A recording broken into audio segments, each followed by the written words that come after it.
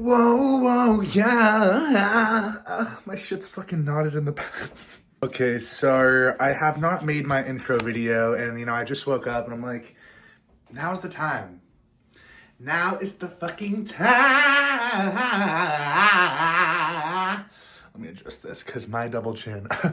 this. I feel like the guy from Spy Kids. I'm the guy. Like, this is the intro video. Super niche, unk as fuck, I know.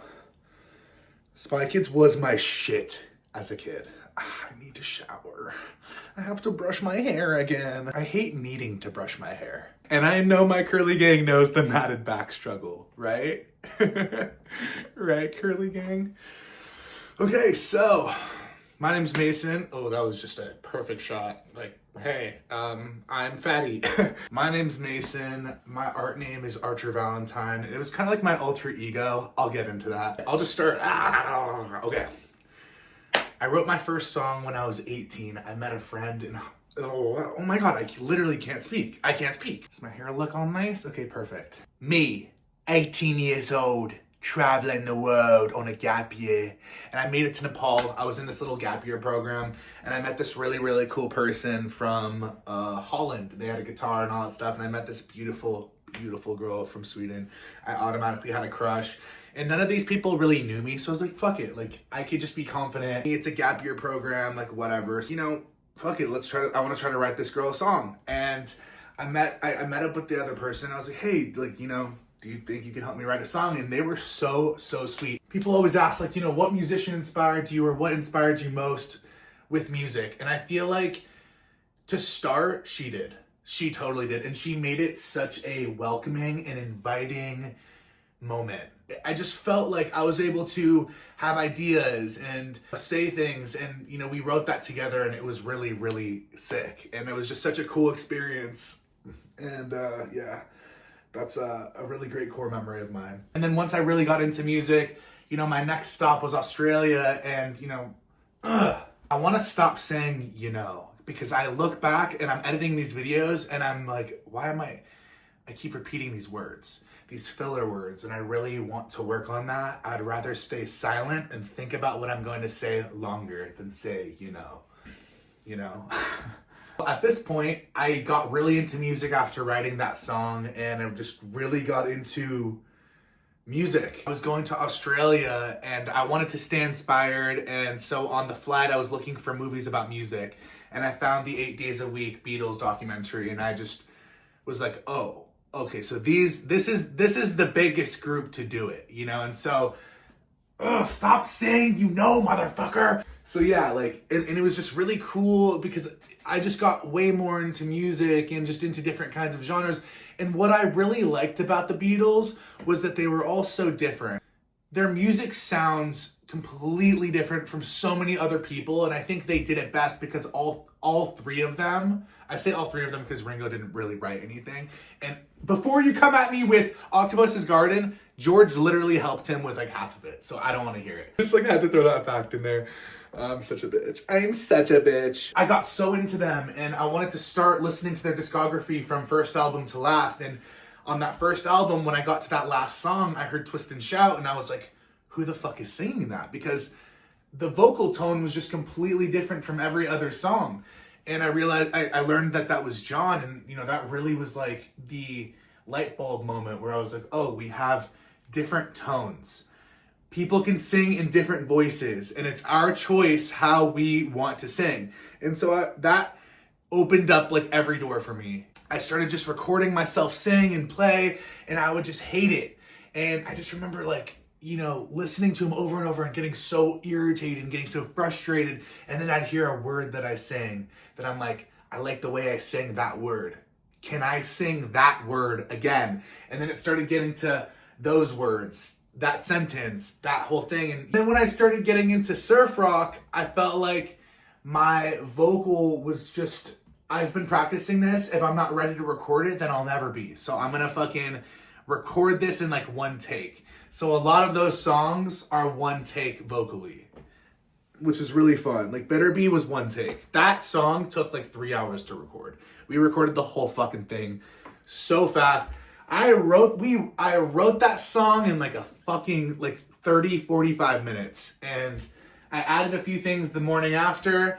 We went in to record it, and that was it. And so it's just so wild how things like that happen, you know? But anyhow, as I was going off, right when I started, I started playing guitar to learn my first song that I ever wrote. So I thought that was really cool. And if you guys ever want to hear what song that is, you know, I can get into that too. So I'm excited to talk about that. At the time, I would try to write a new song every day. And I'd sit in the shower with my phone and my guitar because I just loved the acoustics in there. And it would take me all day to get a perfect take. And then I'd post it on SoundCloud. And to anyone, I would, and also I want to just jump off that real quick and say anyone that wants to start doing music and doesn't know where to start, fucking do that. Do that. Because bro, I remember there was like 2 or 3 people that found me on Instagram specifically because of those voice memos.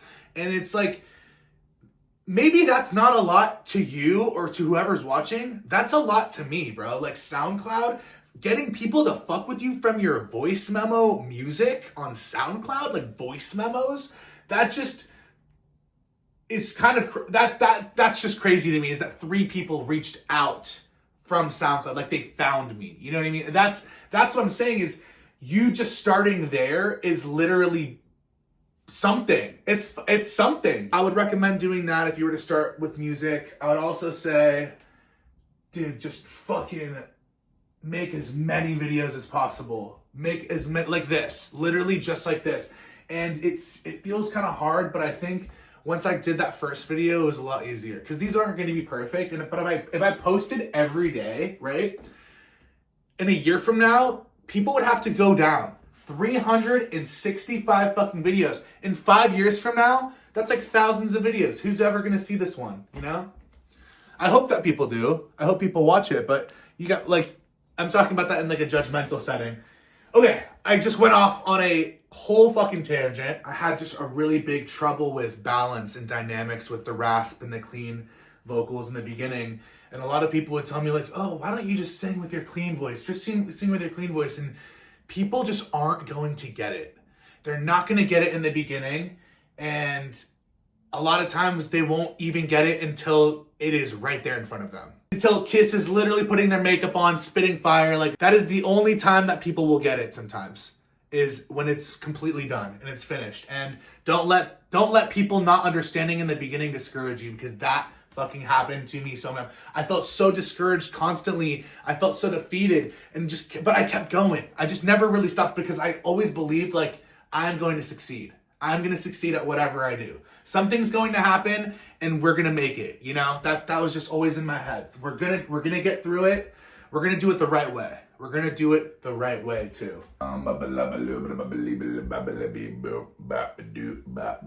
So, as I was saying, the Beatles' music was so different because there were 3 different butting heads just writing different songs, and they were all getting into different things. And I really think that just blew my mind, because at the time I was just like, these are all so different. It's all so like all over the place. And the fact that they're the best to do it, like people hold these albums to a very high standard. And so I always did. I always tried to make songs that were different because of that. And that always was just drilled in my brain. And I don't think it's ever something that I can get away from. I love the chaos.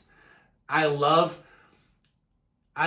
beautiful chaos. Like, that is such beautiful chaos. That is just, I like things like that. I like a controlled art chaos. Like, that is perfect. And if I can do that, then I will. And like Siren Samuel, just literally Rat in a Suit, like Love Facade, Here I Am, just everything's, I don't know. It's just, I just am this way. I am this way.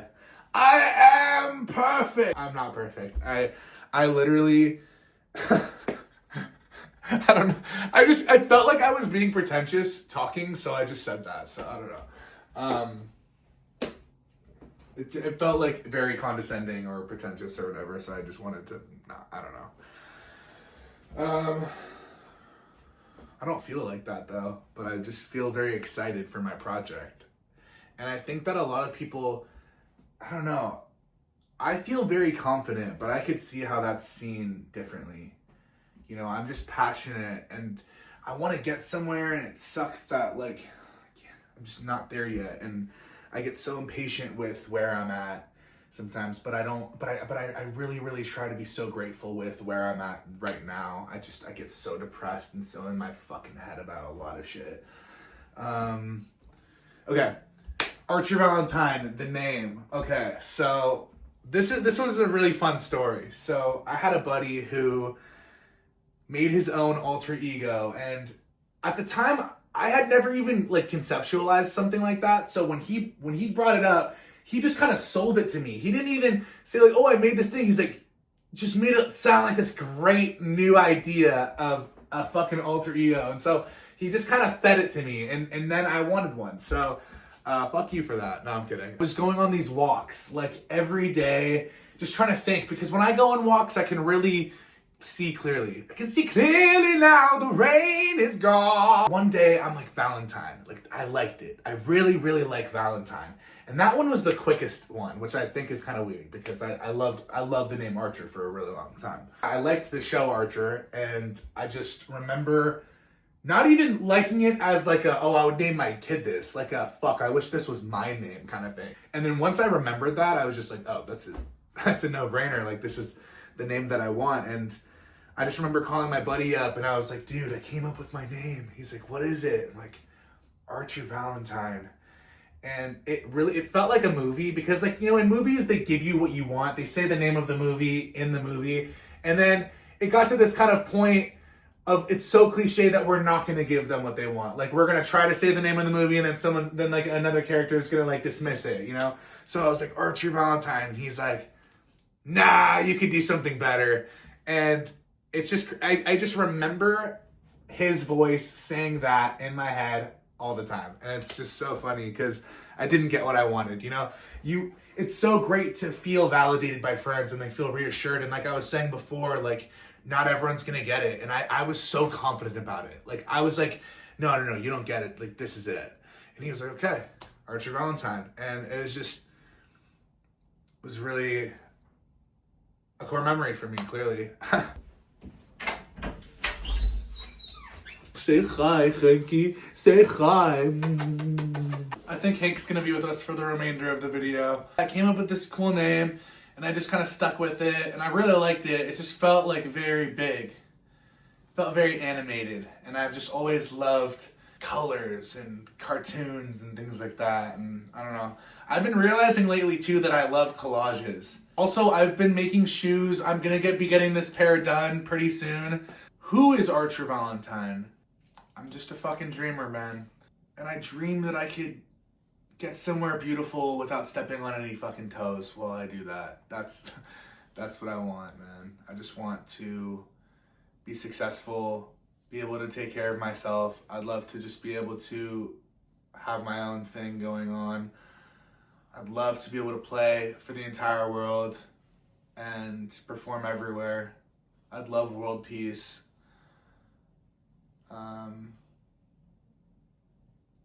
Integration, coexistence, fuck ICE, free Palestine. What are my goals this year? I really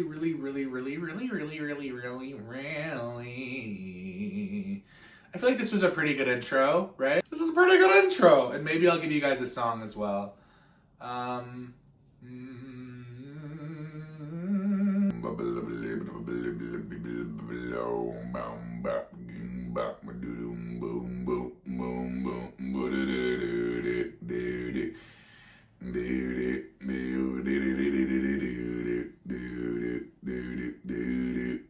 Okay. I write songs. What kind of songs? Let's get into that. Let's talk about like the music itself. I'm inspired by everybody. I love everything. I love just music. I like sounds. I like hearing people with really weird voices doing really weird shit. Weird guitar sounds, things that come in that you never hear again. Like, that's the kind of shit I fucking love. When I was really, getting into it, Beatles, Arctic Monkeys, Cage the Elephant, I'm just like, those are so prominent to me. Sam Cooke, I mean, just like songs from people here and there too, you know, because I don't want to be like, oh, this one artist, but I don't know that many songs. AC/DC, fucking Led Zeppelin, Alice in Chains, Nirvana, Nirvana, Alice in Chains, that whole grunge, STP.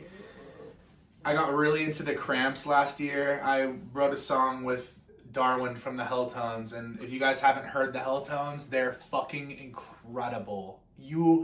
Like, when I wrote it was basically like meeting your hero, because I've been such a fan of theirs for a really long time, so I felt absolutely blessed to be able to do that. And all the greats, and all of the local scenes too. Some of my favorite niche kind of artists, Arlie, Spooky Mansion, Rabel.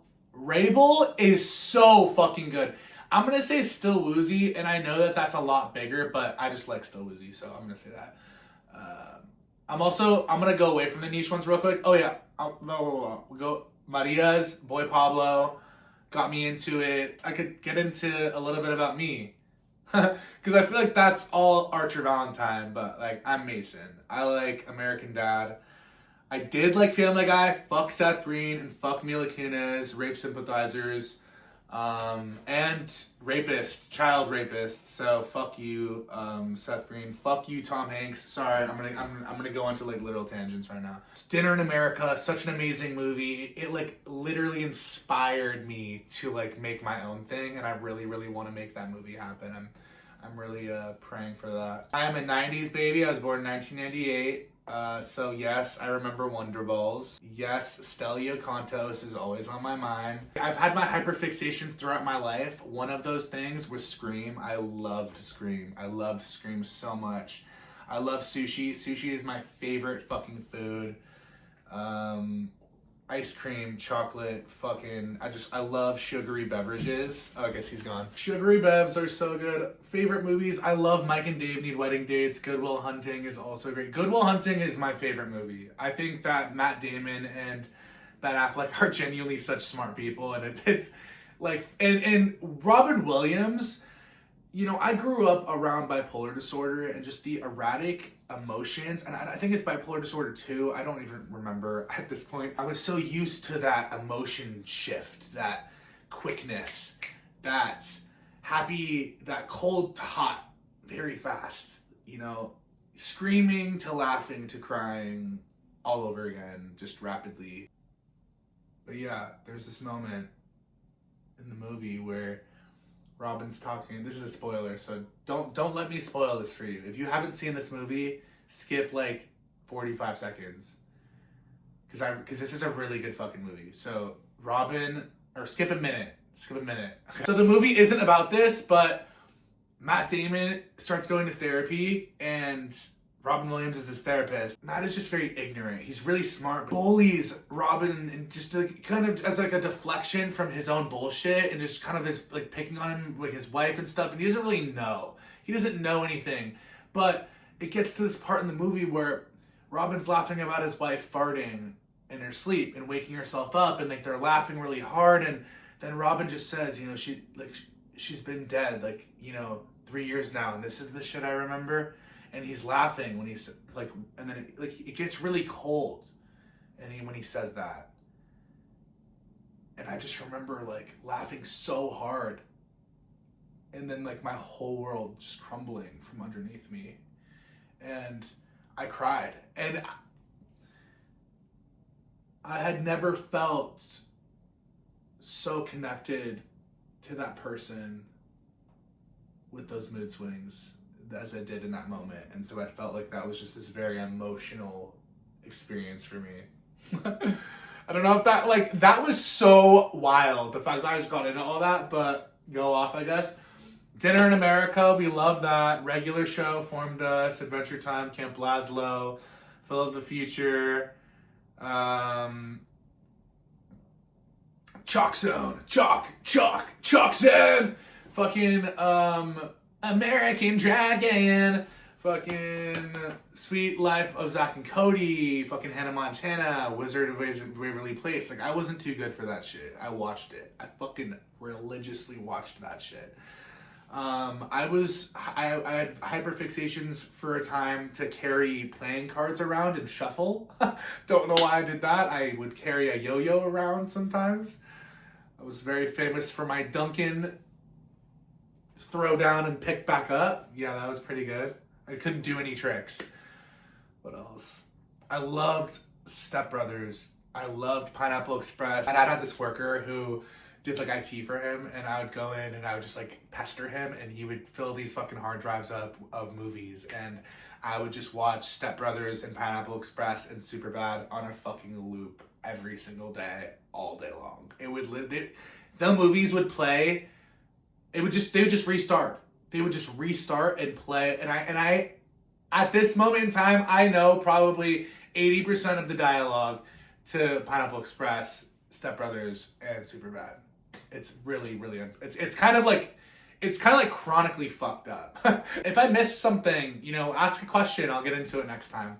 But yeah, this is my intro. This is my hello. Hi, how are you? Hi, how are you guys? Thank you so much for being in this video, for listening, and I hope this is good enough for me to post, because that would be really nice. Maybe I'll play a song. I'll end this video off with a song.